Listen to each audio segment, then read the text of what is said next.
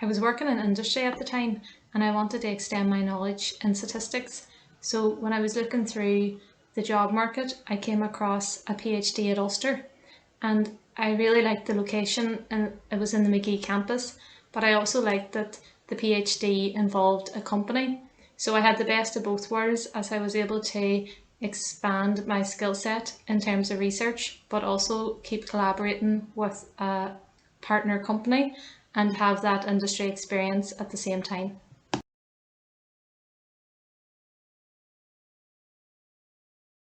So as I mentioned, I had a company involved in my PhD. So I was a CAST Award PhD, which stands for Cooperative Awards in Science and Technology.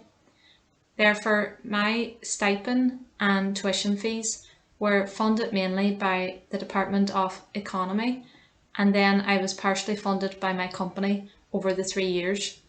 On top of this as well, the school also paid for me to attend conferences.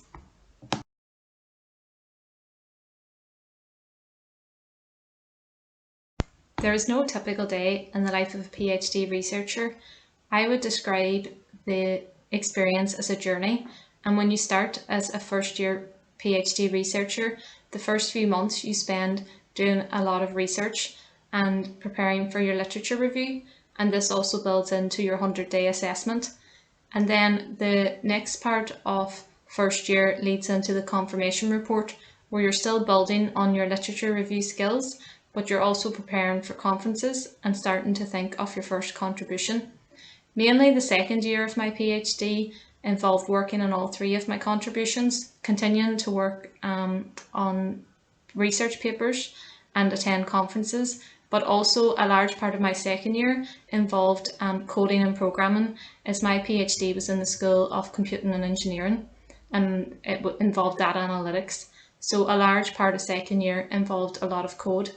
And then in third year, it's kind of a mixture of wrapping up your contributions, still finalising some of those experiments and attending conferences, but also writing publications for journals.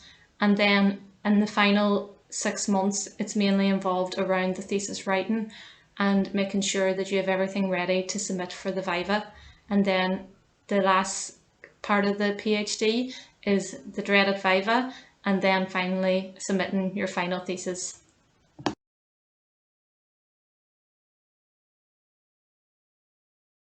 There is great support from Ulster throughout the PhD journey, whether this be from supervisors, peers, or the doctoral college. With my supervisors, I had weekly meetings throughout first year. These changed to bi-weekly meetings in second year and then monthly meetings in third year.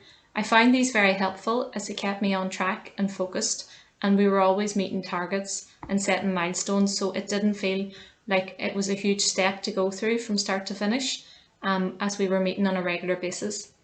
As well as this, the peers that I met in the robotics lab, we have become friends for life, and there's a few of those that I still keep in regular contact with today, and I actually don't know if I would have made it through without having the journey with them. So I do think peers are also very helpful, and you'll find when you start your journey, there'll be people that will be at the end of the PhD when you're beginning out, and they have good words of wisdom and advice.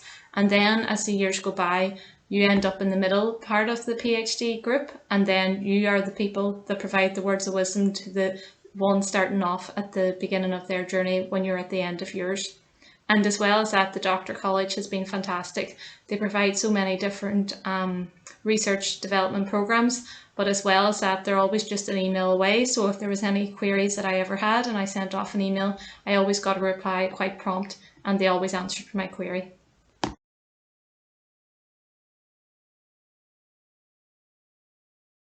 The Research Development Programme offers a wide range of workshops, tutorials, as well as many a coffee morning and pizza night, and all of these led to my experience in my PhD journey. I really found the workshops on preparing for the 100 days, preparing for the Viva and thesis writing to really be beneficial, as they not only made me know what to expect on the day, they also settled any nerves that I had leading up to these milestone events. I also remember a workshop I attended in first year. It was a workshop by Hugh Cairns, 7 Secrets to Success. And I always remember the quote that he said for one of his points was, a PhD is 90% persistence and 10% intelligence. And that followed with me throughout my PhD journey. And I can definitely say I really found it to be true. If you stick with your goals and you keep going, no matter how tough things may get, you will reach the end of the journey and it will be all worthwhile in the end.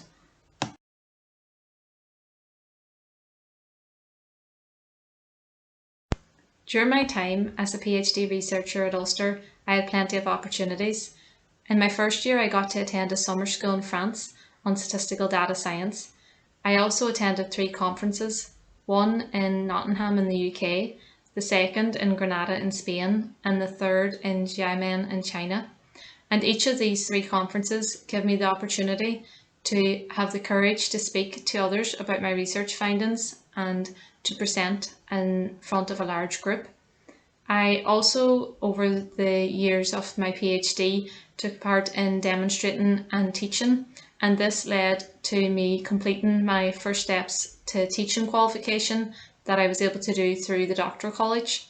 I also presented a poster in my second year at the Festival of PhD, which is hosted by the Doctoral College, and currently I'm a research associate in pilot technologies at Ulster, and without my PhD experience I wouldn't have the skills that I now require in my current day job role.